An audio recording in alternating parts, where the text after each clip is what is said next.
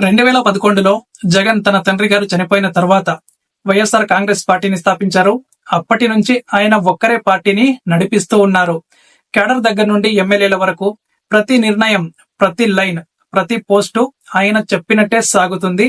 ఇదంతా గత 10 ఏళ్లలో మనం చాలా క్లియర్ గా చూసాం. కానీ జగన్ లేని పార్టీ అన్నది ఊహించుకోవడానికి కూడా చాలా కష్టంగా ఉంటుంది. ఇప్పటికే జగన్ మీద కొన్ని కేసులు కోర్టులో ఉన్నాయి. ముఖ్యంగా క్విడ్ ప్రోకో కేసులు. ఇవి నాన్ బెయిలబుల్. కోర్టు ఎన్ని రోజులైనా శిక్ష పడేలా తీర్పు ఇచ్చే ప్రమాదం అయితే ఉంటుంది. అదే జరిగితే జగన్ జైలుకెళ్లే పరిస్థితి వస్తుంది. అప్పుడు పార్టీకి నాయకత్వం ఎవరిది? జగన్ లేకుండా పార్టీలో డిసిషన్స్ ఎవరు తీసుకుంటారు? ఎవరి మాటకి కార్యకర్తలు కట్టుబడి ఉంటారు? ఇప్పటి వరకు జగన్ తన పార్టీ వ్యవస్థను పూర్తిగా తన ఆధీనంలోనే ఉంచుకున్నారు. నియోజకవర్గాల స్థాయిలోనైనా, రాష్ట్ర స్థాయిలోనైనా, పార్టీలో డిస్టిక్ అధ్యక్షుడైనా ఏ నిర్ణయమైనా చివరికి జగన్ ఓకే చెబితేనే అది జరుగుతుంది. అలాంటి సిస్టంలో జగన్ లేకపోతే పార్టీకి పెద్ద సమస్య ఖచ్చితంగా వచ్చినట్టే. జగన్ గారు తన పార్టీకి వేరే వారసుడు ఎవరిని రెడీ చేయలేదు. ఆయన సతీమణి భారతి గారు రాజకీయాల్లోకి రాలేదు. అలాగే పిల్లలు కూడా ఇంకా చిన్నవాళ్లు. సో కుటుంబం నుంచి పార్టీకి ముందుండే లీడర్ ప్రస్తుతానికైతే ఎవరు లేరు. ఇక గుర్తుకు వచ్చే ఇంకో పేరు షర్మిల.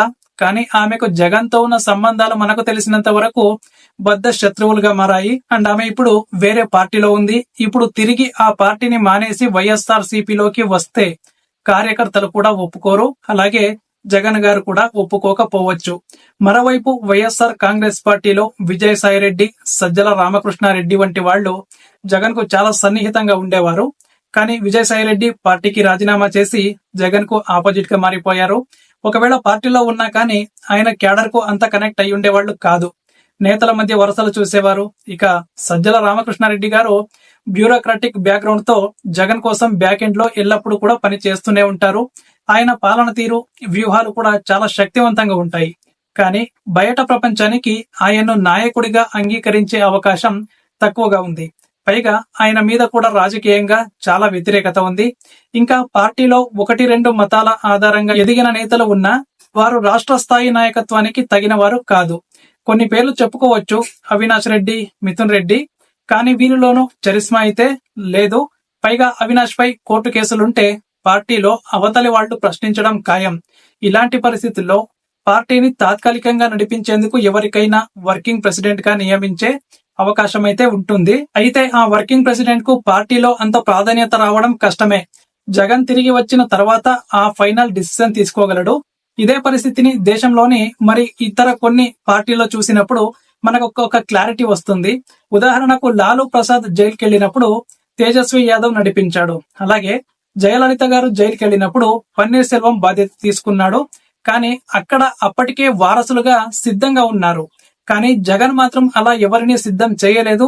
ఇంకో అంశం ఏంటంటే కార్యకర్తలు, ఓటర్లు అందరూ కూడా చాలా వరకు కేవలం జగన్ ను చూసే ఓటు వేశారు. కాబట్టి ఒక నాయకుడి తలకాయ మాయమైతే శరీరమే అస్తవ్యస్తమవుతుంది. ఇదే ఇక్కడ కూడా జరుగుతుంది. జగన్ కు జైలు శిక్ష విధించినట్లయితే పార్టీకి ముందుగా మానసికంగా షాక్ ఉంటుంది. మద్దతుదారుల్లో నిరుత్సాహం మొదలవుతుంది. అలాగే నేతల్లో భయాందోళన పెరుగుతుంది. ఎవరిని నమ్మాలి, ఎవరి మాట వినాలి అనే కన్ఫ్యూజన్ కూడా క్రియేట్ అవుతుంది. అప్పుడు చంద్రబాబు, జనసేన, బీజేపీ ప్రతిపక్షాలు ఇదే సమయాన్ని బాగా ఉపయోగించుకుంటాయి. వైఎస్ఆర్ కాంగ్రెస్ లోని కీలక నేతలను టార్గెట్ చేసి పార్టీని విడదీయడానికి ప్రయత్నిస్తారు. గతంలో కాంగ్రెస్ పార్టీకి ఇలాగే జరిగింది. జగన్ జైలుకి వెళ్లిన తర్వాత పార్టీలో లాయల్టీ కోల్పోవడానికి ఇది పెద్ద సమస్య అవుతుంది. పార్టీ నుండి మంత్రివర్గంలో పనిచేసిన ఎవరికైనా బాధ్యతలు అప్పగించవచ్చు. కానీ వాళ్ళు పార్టీ మీద జాగ్రత్త తీసుకోవడమే అసలు పెద్ద సమస్య అవుతుంది. పార్టీలో మూడ్ డామినేషన్ జగన్ చేయలేకపోతే ఇక పూర్తి గందరగోళమే. కాబట్టి జగన్ జైలుకి వెళ్లాల్సిన పరిస్థితి వస్తే పార్టీలో శక్తివంతమైన నాయకత్వం లేకపోవడం, ప్లాన్ బి లేకపోవడం, ప్రతిపక్షాల దాడి, కార్యకర్తల్లో అసహనం ఇవన్నీ కలిసిపోతాయి. జగన్ పార్టీకి తాత్కాలికంగా నాయకత్వాన్ని ఎవరికైనా అప్పగించవచ్చు. కానీ దీర్ఘకాలికంగా పార్టీని నిలబెట్టడం మాత్రం చాలా కష్టమవుతుంది. ఇక్కడే అసలైన ప్రశ్న ఏంటంటే జగన్ తన లీడర్షిప్ ను ఎవరికైనా ప్రిపేర్ చేశాడా, లేక ఒక్కరైనా ఆయన స్థానం భర్తీ చేయగలరా అని. ఒకవేళ అలాంటి సందర్భమే వస్తే జగన్ కు ఆలోచించాల్సిన సమయం కూడా ఉండదు.